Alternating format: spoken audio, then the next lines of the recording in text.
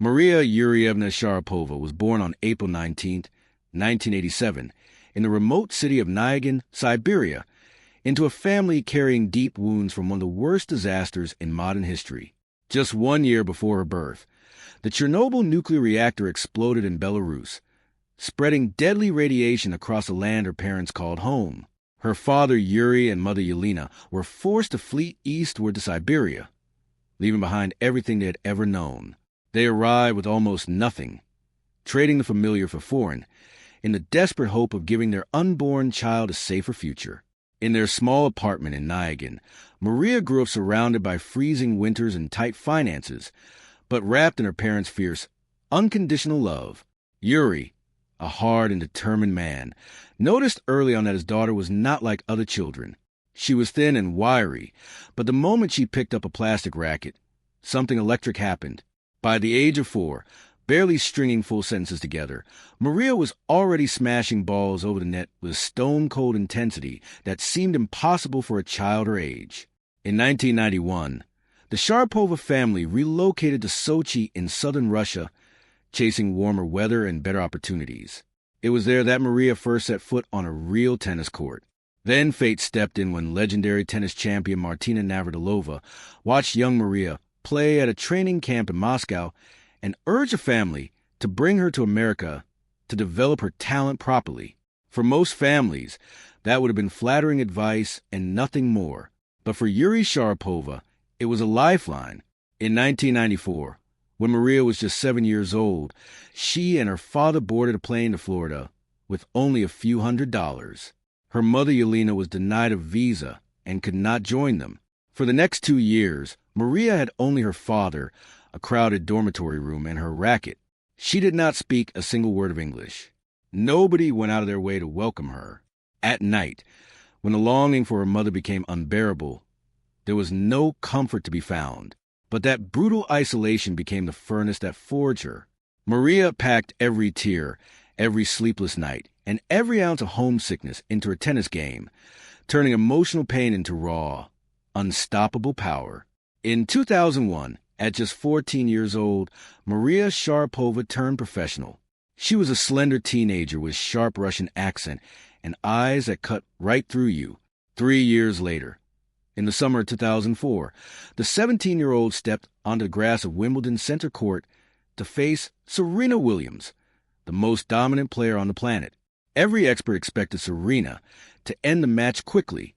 What happened instead became one of the most stunning upsets in women's tennis history.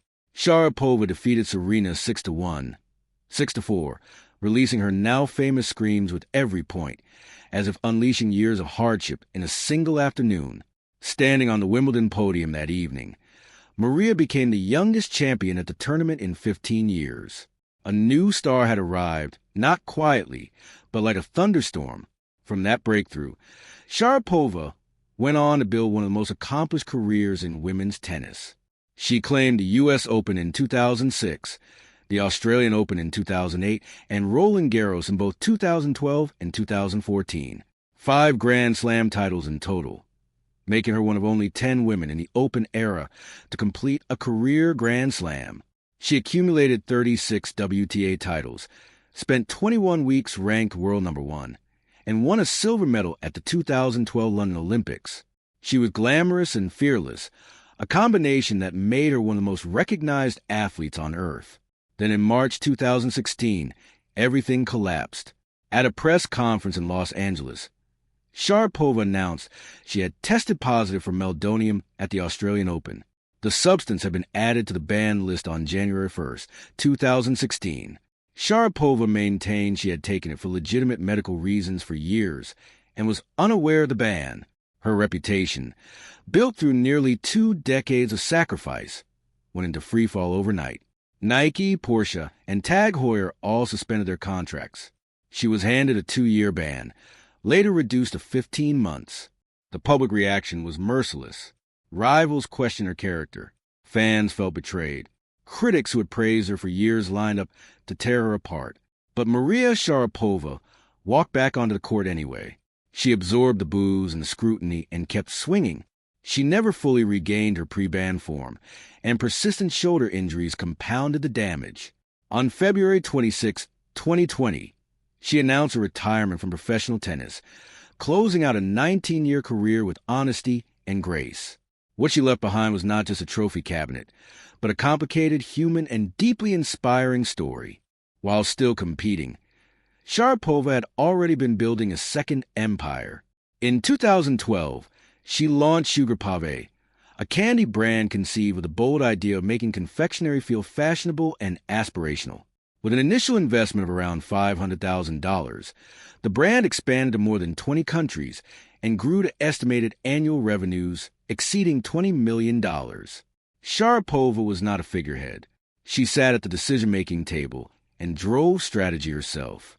She also invested in Therabody, the popular sports recovery technology company, Supergoop, a premium sunscreen brand, and Tonal, the smart home gym system embraced by technology industry professionals. Every investment reflected her personal philosophy of health, performance, and modern living. Her total career earnings from prize money exceeded $38 million, with endorsements and investments pushing her overall wealth well past $100 million, making her one of the richest female athletes in sport history. During her years in America, Sharapova owned a beachfront home in Manhattan Beach, California, purchased in 2005 for approximately $3.8 million and sold in 2015 for $5.25 million. She currently lives in Los Angeles with her fiancé Alexander Gilks, a British businessman, and their son Theodore, born in July 2022. Her total real estate holdings are estimated to exceed $10 million. As a long-standing global ambassador for Porsche, her garage features a custom-designed special edition Panamera GTS created in collaboration with the brand. Finished in Carrera white with espresso leather interior and her name engraved inside, alongside a 911 Carrera S Cabriolet, a 918 Hybrid, and several other models, a collection estimated at over $1.4 million. Beyond business, Sharapova invested in causes larger than herself. She served as a United Nations Development Program Goodwill Ambassador, focusing on rebuilding communities still suffering from the Chernobyl disaster, the very catastrophe that drove her parents from their homeland before she was ever born. She donated substantial funds towards schools, hospitals, and child care programs in affected regions. She also established scholarships at IMG Academy for talented young athletes who lacked the financial resources to pursue their dreams, because she understood better than anyone what it truly costs to chase a dream without a safety net. In 2025, Maria Sharapova will be inducted into the International Tennis Hall of Fame. The girl from Siberia who fled the shadow of Chernobyl, who arrived in a Florida dormitory at 7 years old without speaking a word of English, who built herself into a global icon through sheer willpower only to watch a scandal strip it all away, and who then rebuilt herself from scratch, will take her rightful place among the legends of the sport. Maria Sharapova is not a perfect story. She is a real one. And real stories, the kind forged through sacrifice, public humiliation, and the absolute refusal to stay down, are the ones that last forever